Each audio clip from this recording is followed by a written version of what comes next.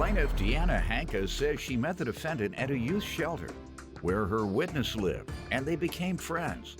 Deanna claims she felt bad for the defendant because she was pregnant and in an abusive relationship. So she loaned her money to buy a car, but she's suing because the defendant has yet to repay her. Defendant Emily Peterson admits that she and Deanna were close and that she tried to help Emily escape her abusive relationship. However, Emily claims their friendship deteriorated after Deanna befriended her abuser and then accused Emily of lying about the abuse. Emily refuses to pay her for anything. Start with you.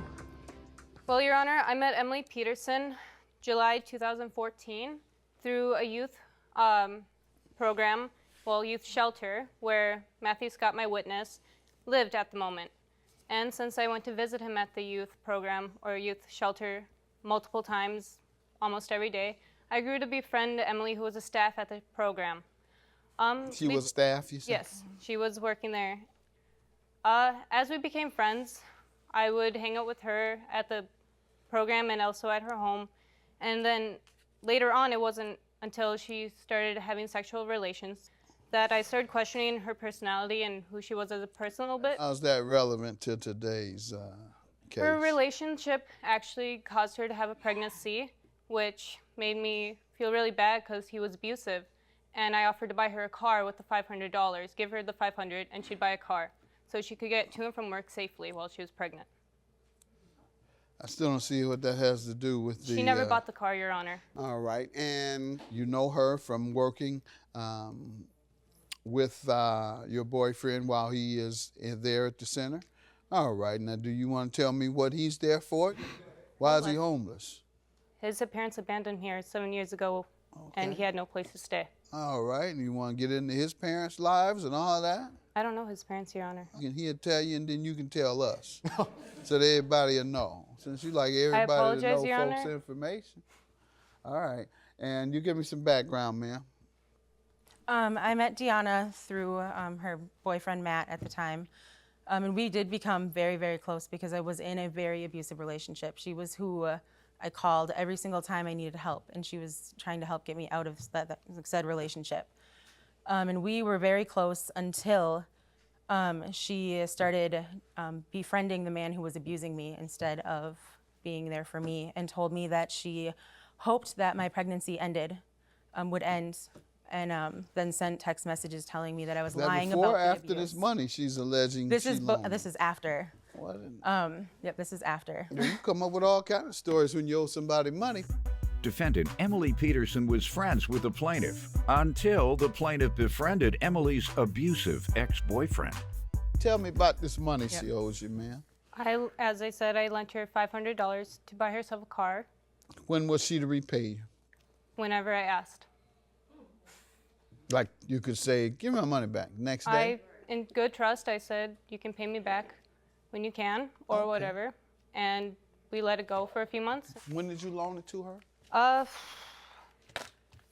December 2015. And when did you first ask to be repaid? March 25th,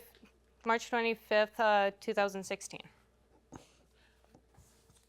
So why did you determine you wanted it in March? I was taking a trip to Montana and needed to get a few items. What did she tell you when you asked for the money in March? I have the text right here saying that she said, absolutely, I get paid on Monday, so I can have it then. Okay, let's see that. Ma'am, did you do that? I absolutely did. I had every intention of repaying her. However, my checks were being garnished at that point, and I was in pretty big debt from the relationship I had been in, and I wasn't able to. And by the time Monday... You didn't know that when you told her absolutely I'll get paid on Monday? I did not realize how much they were going to be taking of my check. I had every intention of giving her at least part of what I owed her at that point until she started sending the text messages. So that's why you stopped. What text messages did she send you? I have this text message right here, as well as pictures of the abuse, like proving the abuse that she had said I was lying about. All right, but what text messages did she send to you to... She basically texted me telling me that she didn't believe that I had been abused, that she didn't believe that I had ever been pregnant, and that by not paying her, she was going to sue me, and it would help my abuser free in court. Those are the bruises that were left on me that I was recovering from. This is just a messy back and forth. I realized, Sean, that you were lying, will always be assessed. You come up with all type of stuff when you owe this woman her money. $500 is your judgment, ma'am. The only reason she said she determined she wasn't going to pay you because the mess you all got into on the text messages saying that you didn't believe she was abused. And that's no legal defense to not paying her, ma'am. Good luck to you. $500. It said that I was lying about all of the abuse I had gone through, which was like being abused all over again, coming out of an abusive relationship. So I have no intentions of letting people like that back in my life. There was some anger after we found out that the $500 we gave for the car was used to buy the abusive boyfriend's shoes instead. So. Well, the abusive boyfriend took it, so there's not much I can do. I never saw any bruises, that's all. Like, I'm not saying she wasn't abused, but I'm not saying she was either. You should have been told that he took the money. You never said anything. You told us you got a car. If you had told us you weren't able to buy the money or use the money for what it was for, you should have told us.